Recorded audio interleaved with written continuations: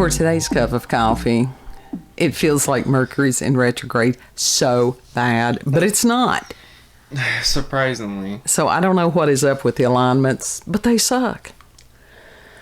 That sucks. The weather sucks. Mm-hmm. My body is rebelling against me with the fibromyalgia. So, and kids got a migraine. Sorry. Kids got a migraine. And I'm going to make it worse because we are going to discuss what is reality, what is real. And I've got a handful of papers, and kid was like, oh my God, how much? I said, don't freak. I'm about to grab them from you and count. No, don't freak. Because within this, most everything that I have read, except the last article, is mental masturbation. That's all you can say. Kid hates that phrase, but it's true. He hates that phrase. It's a screwy son of a bitch. But it is true. And so we start from Merriam and Webster. What is reality? All right, it's the quality or state of being real. Yes. Which tells you nothing. No. Okay, the second one, a real event, entity, or state of affairs. The totality of real things and events, such as trying to escape from a reality. Something that is neither derivative nor dependent, but exists necessarily. What the fuck does that even mean? All right, and then they've got here a television programming that features videos of actual occurrences. What? Right. Remember what we just a few cups ago? So is that not reality? When we were discussing as far as Eisenhower's, warning of they taking over academia. This is a result because it's words that you sit there and you go, that means nothing. It means nothing. It teaches me nothing. So going back to Merriam and Webster, we look up the word real. Okay, having objective, independent existence. What? Yeah, not artificial, fraudulent, or illusory. Genuine. All right, another one is occurring or existing in actuality. I'm sorry, but there are artificial things that are real. Absolutely. Of or relating to practical or everyday concerns or activities. I would think, like, reality is anything that affects us as individuals. All right. Behaving or presented in a way that feels true, honest, or familiar, or without pretension or affection. That feels true. Well, just because something feels true doesn't mean it's actually true. Exactly. Existing. That can be wrong. Existing as a physical entity and having properties that deviate from an ideal, law, or standard. Okay, belonging to or having elements or components that belong to a set of real numbers. Yes. I didn't even go into the math part of it because... Please don't. Of or relating to fixed, permanent, or immovable things such as lands or tenements, real property. And that's a legal term. Yeah, that's why they call it real estate. Okay. And of a particle, this goes back into the science, capable of being detected. So in other words, you're sitting there going, this makes absolutely no sense. So anything and everything is reality. In other words, they don't know how to define it. And these are the people that you're supposed to go to for definitions. Yeah. Okay. So, hold on to that thought. I've got to grab my coffee. I ain't got a thought. I got to grab my coffee and not knock my laptop off in the process. So, and just think, that was just the beginning. Oh, great. We love this. I told you that this was brain-breaking. Okay, we're going to these definitions. And yes, I am yawning. That's because I was literally asleep right before we recorded. Well, he took medicine for his migraine. I was actually going to do this one without him. I'm glad he's here. But had he, I would not have forced him to do with migraine. So thank you. Thank you for pressing through because I know that's a challenge. No, I just didn't want them thinking I was being rude because I was yawning or whatever. Oh, well, that's fine. Well, we have an explanation behind it. Okay, two terms, objective and subjective. An objective is a situation or basing decisions solely on verifiable facts. Then subjective is influenced by individual thoughts, opinions, or biases related to a situation. Okay. So, yeah, subjective is basically internalized. Okay. Perception is reality. Sort of. I mean, subjective is basically perception. So that's a good way to put that in there. First article is from Science and Nonduality. And I'm sitting there going, what the hell does that even mean? And this was an article that was originally published in New Scientist, but was a pay site. Site. So you actually paid to No, I did not, because anyhow, the original author was Donald Hoffman. Sometimes there's a good thing about pirating stuff. But was it really pirating? Because the individual that, reposted this gave credit to the author. And so that was Science and Nonduality that did print this, that did not charge me to read the stuff. And the article is entitled, Is Reality Real? How Evolution Blinds Us to the Truth About the World. And I will tell you this, we were talking about, God bless him, Aaron Schwartz, and that he was killed. I believe that boy was killed. And that he thought it was wrong to not make science, these reports and stuff like that available to the public, to anybody that wanted to read them. And yes, he did hack into, I think it was MIT's database, and that he got these scientific reports and posted them on the internet so anybody could read them. And they pressed criminal charges against him. And then I think he was another one that supposedly suicided himself. Nuh-uh. I don't know much about that. So. Well, I do, and it's like that was. There's a reason why I do not talk or do not. Horrible look thing. Up this stuff. Well, it was a horrible thing. There is a movie available somewhere about what happened with him, and anybody that wants to watch that, you get in touch with me and tell me whether I'm wrong about him being Epsteined or not. Yes, I'm doing coffee slurps in between. And this paper starts that we assume our senses see reality as it is, but that could be just an evolved illusion obscuring the true workings of quantum theory and consciousness. And it says, what is the relationship? This is heavily edited because there was no point in sitting here and reading all of it. What is the relationship between the world out there and my or anybody's internal experience of it, between objective and subjective reality? And the assumption is central to how we think about ourselves and the world. But is it valid? Experiments performed by this individual who wrote this, Mr. Hoffman, to test the form of sensory perception that evolution has given us suggest a startling conclusion, that it isn't. We may all be gripped by the collective delusion about the nature of the material world. The idea that what we perceive might differ from objective reality dates back millennia. Plato proposed that we are like prisoners shackled in a fire-lit cave, and the action of reality is happening out of sight behind us, and we see only a flickering shadow of it projected onto the cave wall. Modern science largely abandoned such speculation. We have made stunning progress by assuming that physical objects and the space and time in which they move are objectively real. This assumption underlies scientific theories from Newtonian mechanics to Albert Einstein's relativity to Charles Darwin's theory of evolution of natural selection. Well, even as far as the theory, not fact. That's something that people, they assume that theories are facts. They are not. As far as with the evolution and stuff.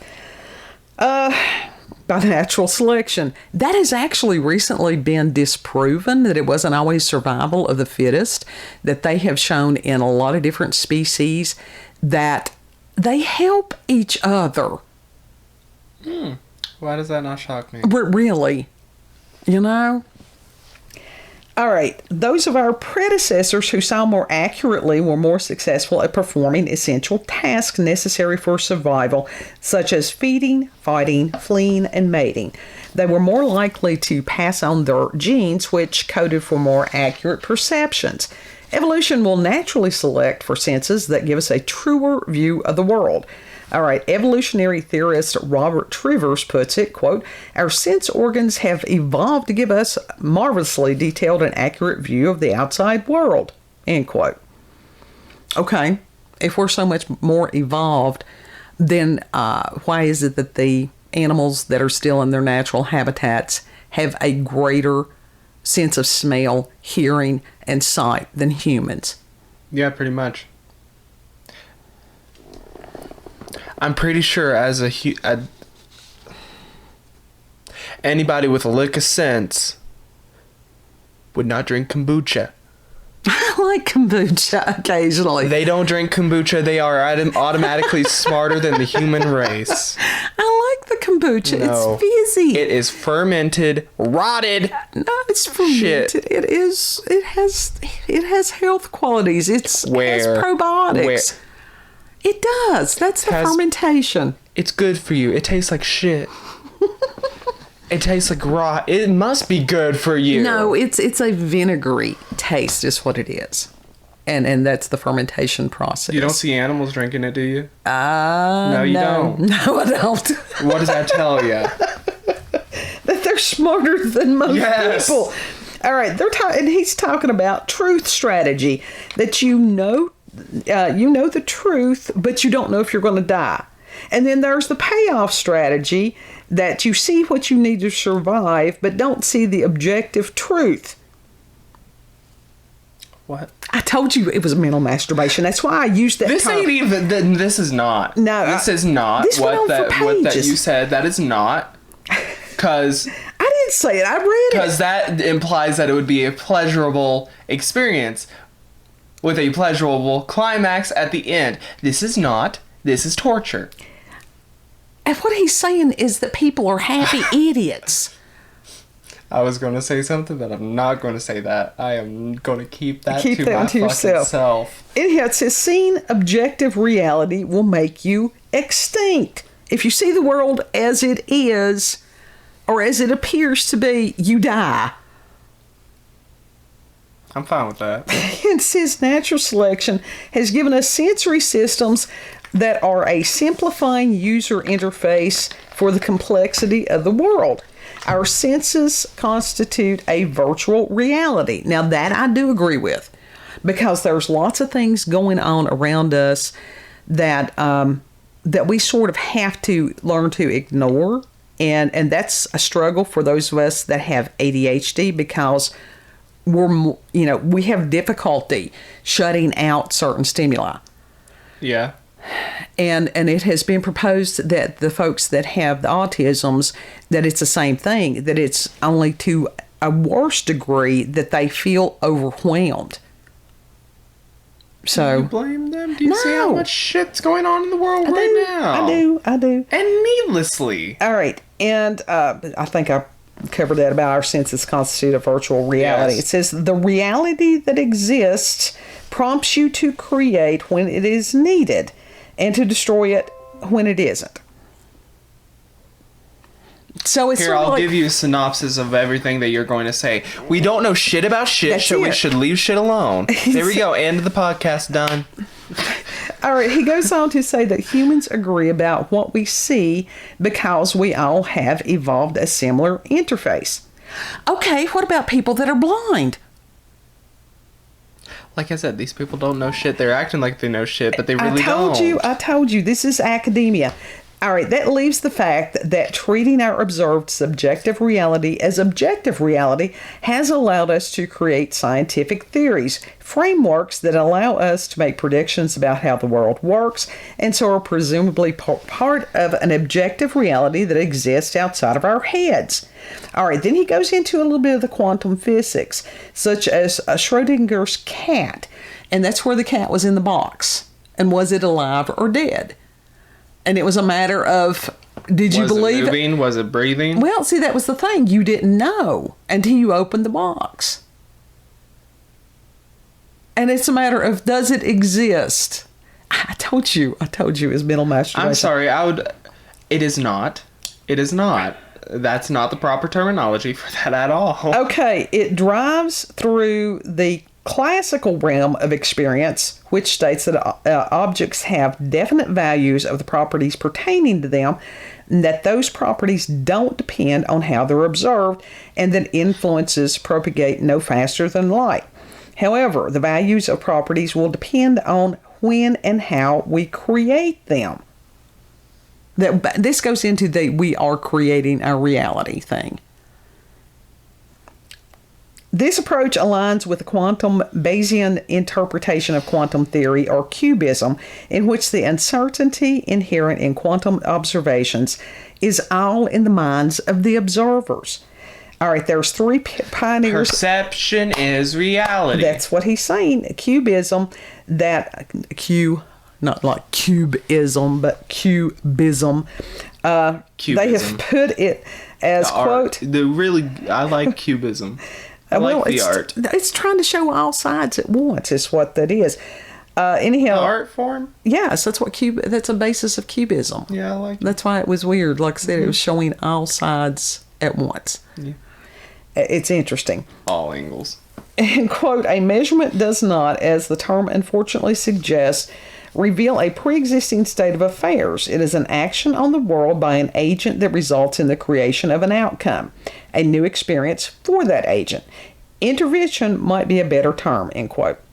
If our team's evolutionary ideas are true, that might lead momentum to modules of quantum theory that see quantum states and the mathematical interpretational structures around them as epistemic, reflecting not necessarily reality, but just our state of knowledge of it. I told you, I warned you. He further goes on, he says, we may need to overhaul our ideas about reality and solving the hard problem of consciousness. This problem of how and why our brains generate conscious experience remains intractable despite centuries of thought. As biologist Thomas Huxley put it in 1869, quote, how is it that anything so remarkable as a state of consciousness comes about as a result of irritating nervous tissue is just as unaccountable as the appearance of the jinn when Aladdin rubbed his lamp, end quote.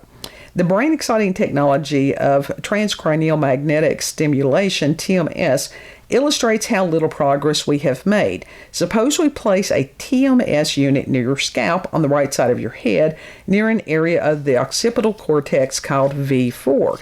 We turn on the device and its strong and focused magnetic fields inhibit neural activity nearby.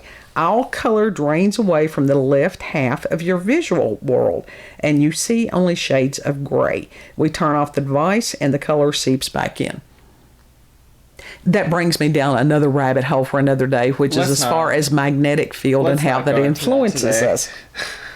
He says neuroscience has turned up hundreds of such correlations between patterns of neural activity and specific conscious experiences. Okay. Most attempts to explain these correlations assume that the neural activity causes or somehow gives rise to them.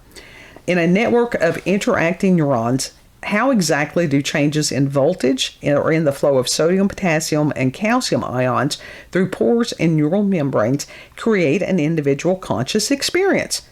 There are no theories and few plausible ideas.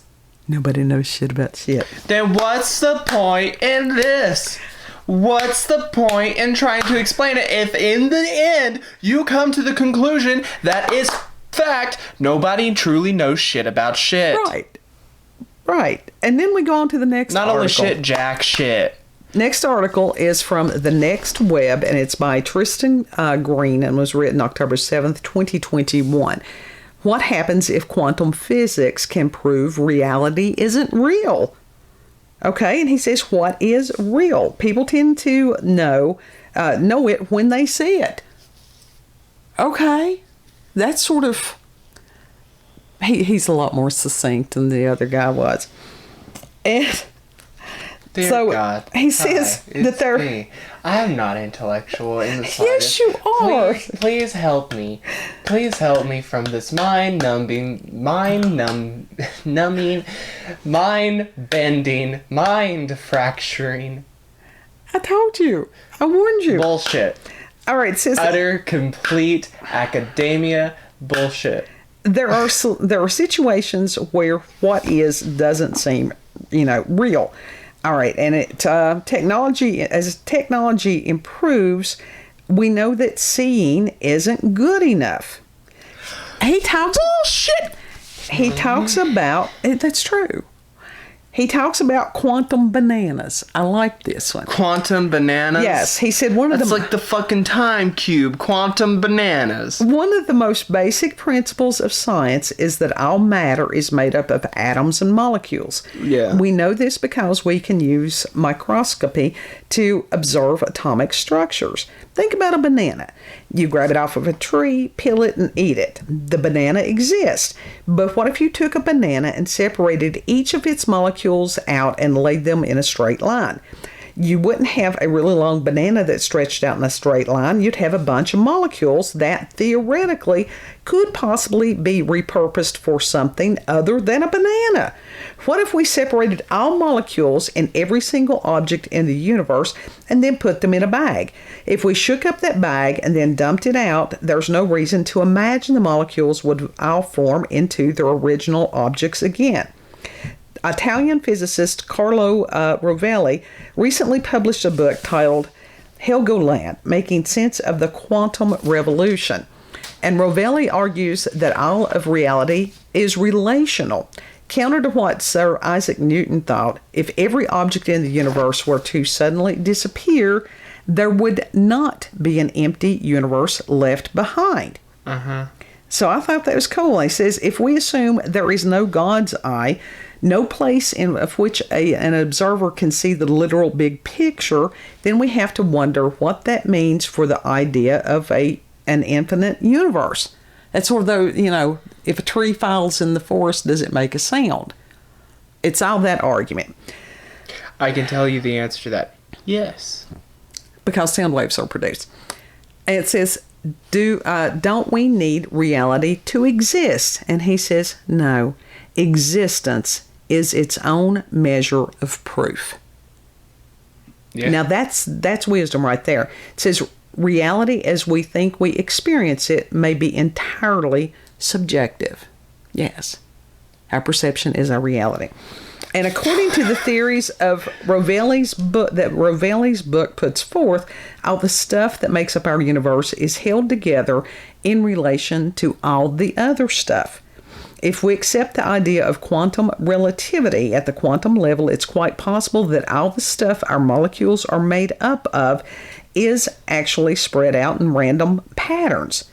And it says, theoretically, we could reach a point where all objects in the universe are indistinguishable from each other at the quantum level. Everything that exists is just a sea of nearly identical subparticulate entities. This version of reality would render the concepts of space and time pointless. Time would only exist as a construct by which we give meaning to our own observations. And those observations would merely be the classical side effects of existing in a quantum universe. So it's possible that our reality is little more than a fleeting, purposeless arrangement of molecules. Everything that encompasses our entire universe may be nothing more than a brief hallucination caused by a quantum vibration.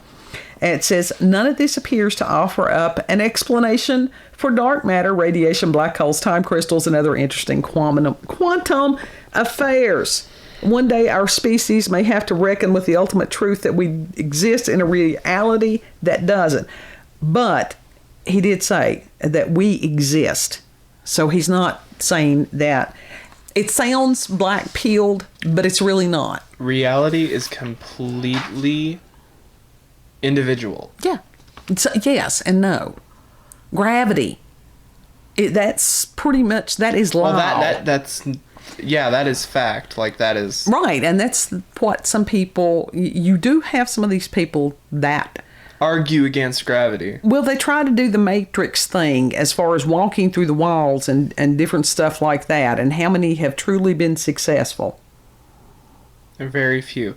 But that is like the theory or whatever. I don't remember the exact number or whatever that they said, if not. But like if you constantly like hit your hand against a table or something, there is a 1 in whatever chance that your hand will go perfectly through the atoms and go right through it. Well, I think that's where we get into, like, was it the Manhattan Project where they were where the people fused with the ship? Mm-hmm. It's called rotting. No, that was as a matter of, that's another rabbit hole. All right, then we've got the multiverse theory. And this is by Paul Sutter, which was published on August the 23rd, 2021 in LiveScience. You'll love this. It's just a very simple thing. Multiverse theory suggests that our universe, with all its hundreds of billions of galaxies and almost countless stars spanning tens of billions of light years, may not be the only one. Instead, there may be an entirely different universe, distantly separated from ours, and another, and another. Indeed, there may be an infinity of universes, all with their own laws of physics, their own collections of stars and galaxies, if stars and galaxies can exist in those universes, and maybe even their own intelligent civilizations. It could be that our universe is just one member of a much grander, much larger multitude of universes, a multiverse. No shit. Realms within realms within realms. And believe it or not, this was the best article of any. I read a lot of this shit, as you can tell. Yeah. We can tell. We can tell. So, because a lot of times you have to go through a tremendous amount of bullshit to try to get to a nugget of truth. This one is actually from the National Academy of Sciences. And of course, all these links will be in the description box. I should have said that earlier. And this says, does science disprove the existence of God? It says science doesn't have the processes to prove or disprove the existence of God. Science studies and attempts to explain only the natural world, while God in most religions is supernatural. Ghosts, spirits are supernatural. It says science and religion draw on different aspects of human experience. In science, explanations are based on evidence drawn from observing the natural world and conducting experiments. Because these explanations are based on evidence and they can be checked independently by others. Scientific questions, also known as hypotheses, are framed in ways that they can be confirmed or disproved by evidence. If the evidence shows that the hypothesis is wrong, the hypothesis must be reframed and tested again or rejected. Religious beliefs don't depend only on empirical evidence. They can also be based on faith and typically involve supernatural forces or entities. Question, why do we even say that it is supernatural? Spirits, entities, whatever you want to call them, they are natural. Well, completely natural. They are. Or else they would not, You're correct. So then they're just not in our field of view. Because they're not in our, physical dimension. They're in a completely separate dimension. So why is that? But there's evidence of them. There's evidence of them Absolutely. Physically harming or, comforting people, showing them. So why would people say that that is supernatural? Well, it goes back to where, like hundreds of years ago, where the separation between science and religious belief, which during that period of time needed to happen. Mm-hmm. But the pendulum has swung back too far the other way. And that you have science, which is a new religion, and damn, we have seen that lately. And anybody who questions it is some kind of a heretic. So they have totally discounted the realm of spirit because they cannot quantify it. They can't touch it, feel it, whatever. So therefore, in their belief, it does not exist. Supernatural just simply means above the natural. So it's just a term. But that's an incorrect term because it is completely, discounting the fact that in these physical forms, controlling the vessels is a spirit. Absolutely. So whether or not you believe that, you can choose to believe it, right. But that in of itself is reality. It is reality. It is more reality than the stuff that we're experiencing. People think that we are people that are having a spiritual experiences. We are spirit having a people experience. Yeah. Yeah. We are a spirit that has either been thrust into this on some level we chose to be deployed here. We do. I was literally about to say that, but I wasn't, able to get that out in time. But, I didn't take my Strateris today, sorry. When? The only you do is when I remind you to. Yes. So, but this is what the scientific community does. And it is a matter of they are confusing themselves. And this is Western thought. With science, the basis of it, it's supposed to be, okay, you have a theory. You have a possible. Mm-hmm. Like, automatically you think, okay, it might end up like this. But that's why you test it. And right. You test it multiple times in different ways to make sure you get that conclusion. Right. If you do not get that conclusion consistency, then that is not a fact. But because they can't put consciousness in a test tube, they believe that it does not exist. Same thing with spirit. I believe consciousness and spirit are the same thing. Right. I do too. So therefore, you've got that bridge. You cannot physically contain a entity unless you work within the spirit realm. Right. That's like the Dybbuk boxes. Those are vessels that trap. Right. Evil entities. Yes. Don't fuck with those. Right. Certain dolls. Dolls actually originally were vessels for spirits. Right. That's why those are some of the most common things that you hear being haunted or whatever. But it's also a matter that spirits have to have some kind of, as far as if they want to move about in a total way, they have to take on a physical form. A lot of times it's a reason that angels would appear as people. Mm-hmm. I understand as far as seeing the actual spirit and stuff like that.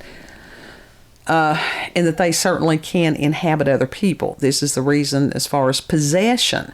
Mm-hmm. A demonic spirit can do much more damage when inside of a person than just hovering. Yeah. So, what is real?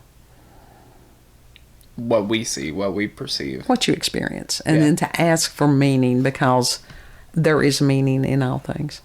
There's a lot of things that people say, oh, that's unnatural, when it completely is. Sure.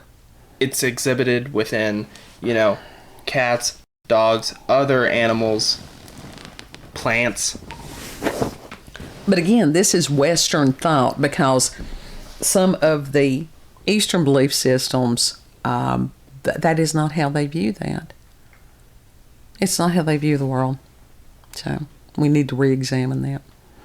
And our battery, I don't know what is up with the battery, but we need to get new batteries. That's what probably. I'll probably have to order another one. Because how many years old are these batteries? That one's about a year. I don't know what's wrong with it, but anyhow. So, if you've had paranormal, supernatural events, if you've encountered UFOs, aliens, cryptids, alternate realities, that's why these things interest us so much. If you've local, regional, family myths, legends, if you are of a different belief system and that you would like to share with us and edify us about your belief system, any of those things, give us an email, cupofcoffeewithscream@gmail.com. Thank you for pondering the imponderable.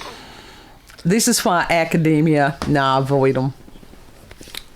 Perception is reality. Yes. What you experience, that is your reality. Mm-hmm.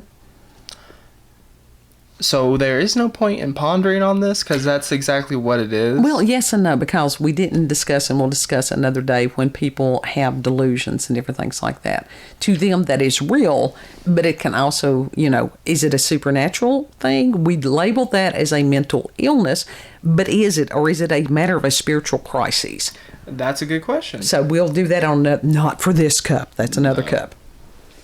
People are like, oh God, this kid actually thinks. They know that. They know that's that. a joke, I know, Mama. but, so. Self-deprecating humor. Coping mechanism. Stop that. Just do your spiel. If you like this video, don't forget to like, share, comment, and most of all, subscribe and click that little notification button for daily notifications of our daily uploads. Thank you all, and have a good. You all are loved and appreciated. Yes. And have a beautiful, blessed day, and we'll see you on the next cup. Bye. Ah!